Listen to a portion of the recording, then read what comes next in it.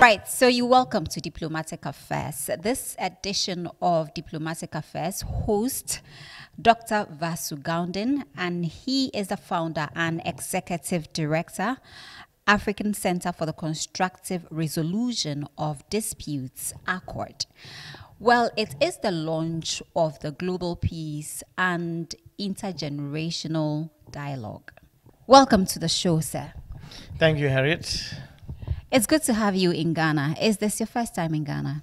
No. I've been to Ghana many times. I've been coming to Ghana since the 90s.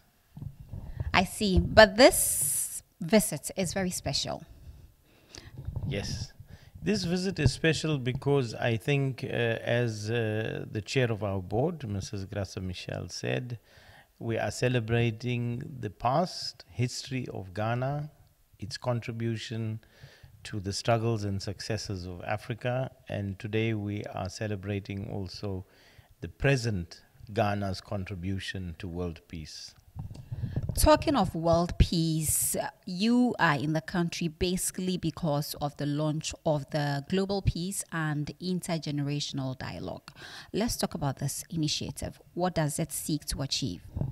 Okay, so with the Global Peace, firstly, let me backtrack a little and say ACCORD has been in existence for 27 years. We started ACCORD to deal with conflicts in Africa, mainly political conflicts. Over the last 27 years, we have been impacting on policy. We have been training individuals, 20,000 individuals in Africa, ranging from presidents to ministers to military personnel, civil society people, have all been trained by ACCORD.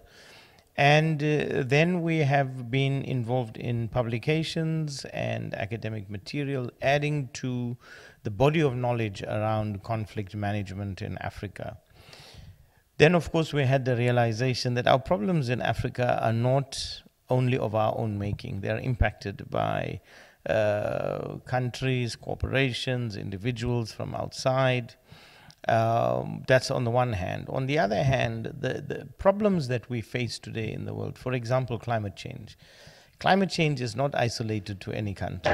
If the rainforests of the Congo, and Congo is home to about 65% of the forest, if even a small bit of that forest is destroyed, it will affect the entire ecosystem of the world.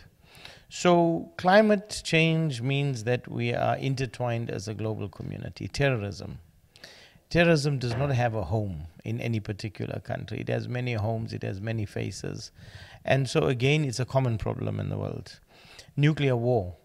You know, the nuclear bomb that was put on Hiroshima and Nagasaki, we now have the equivalent of 100 times what was put on Hiroshima and Nagasaki. So if any one of those are exploded, and there are hundreds of them held by several countries across the world, if we have such an explosion, it will affect masses of people across the world. So the point is that our problems today are global.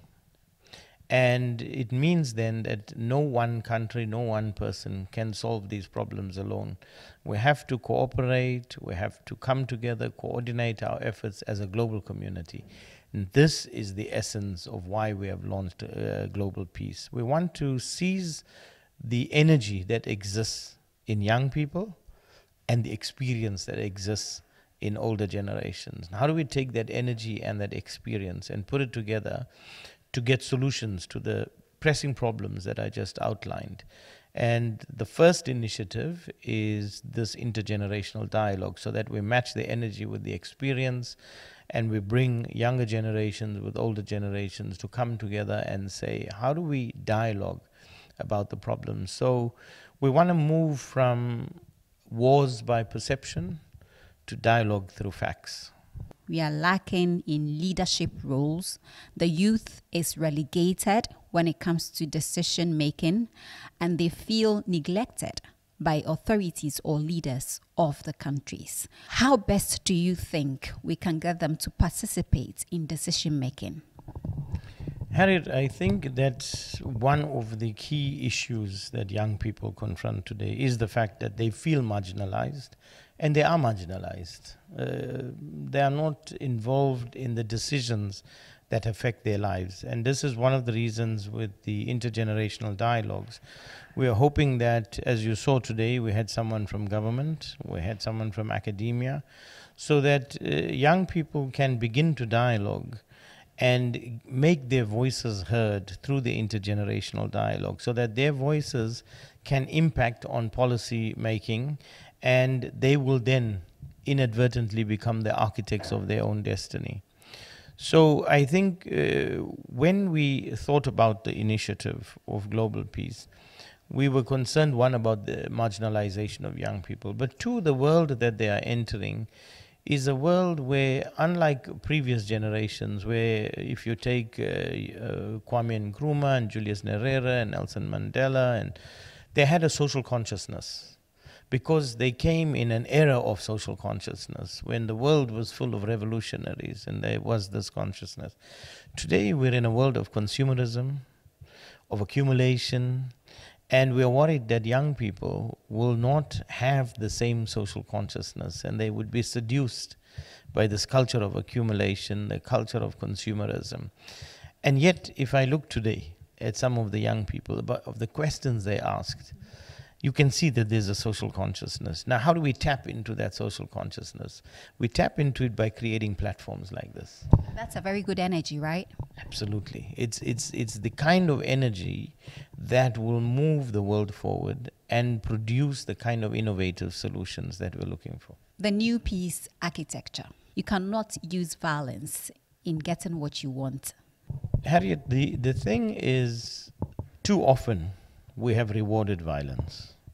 And unfortunately, many people believe that in order to get governments to listen, to get authorities to listen, they have to resort to violence. It's a culture we have to change. And the culture change has to come from both sides. Governments have to listen to people so that people don't believe that you have to resort to violence to be listened to.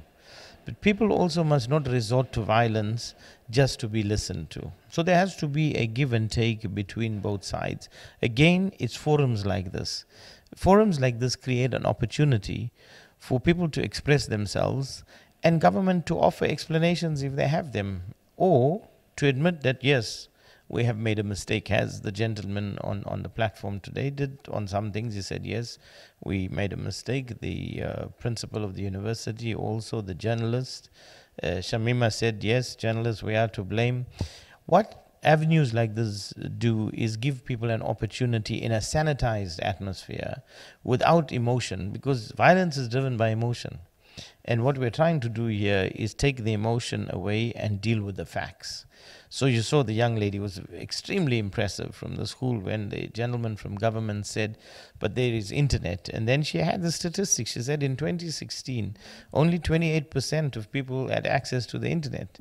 That's facts. Now there's a debate on the facts. It's not about perceptions, rumors, conjecture. Those are the things that drive conflict. And sometimes it's just conflict like we might have, but oftentimes if it's unchecked, it goes to civil war. That's what we're trying to avoid. So this whole initiative is going to take place in, 100 countries, one down, 99 more countries to go. How challenging is this? So, I'm an eternal optimist. I don't believe that any challenge is beyond us. When I started Accord, it was 27 years ago, I did not anticipate how we would evolve, but today it's the largest institution in Africa of its kind. It's been ranked in the top 100 out of 6,000 global think tanks all around the world. So I think we put our own hurdles in front of us. Now, this challenge of 100 cities. When I sat with my colleagues in the office and I said, we're going to do 100 dialogues by November, and they said, but it's impossible. You're giving us an impossible task. I said, there's no task that is impossible. It's only impossible until it is done. That's what Nelson Mandela said. So, we are one down. We are 99 to go. People say to me, how are you going to be in 99 cities? Even if you tried to do it between now and November, you wouldn't. But you see, they have not thought outside the box. When I said 99 or 100 cities, they thought I am going to 100. But I'm not going to 100 cities. We have partners. We have the United Cities and Local Government. We have Junior Chamber International. We have the African Association of Students. So our partners will work with us. It's about collaboration. It's about coordination. We have to work together. None of us can solve the problems of the world alone. When it comes to the youth, what is the main issue that you have figured out yourself? Young people are passionate. And that's where the energy comes from. I was a student leader in South Africa. I was student president during the apartheid regime when they announced a state of emergency. And I was driven by passion also, passion to liberate our country. But passion, undirected, unorganized, is dangerous.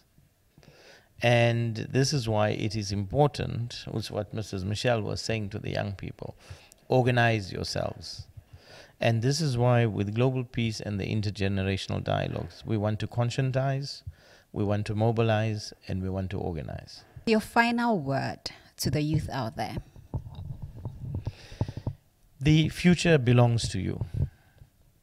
You should take action to shape your own destiny. It's a pleasure having you on our show. We are very grateful. Thank you very much for your time.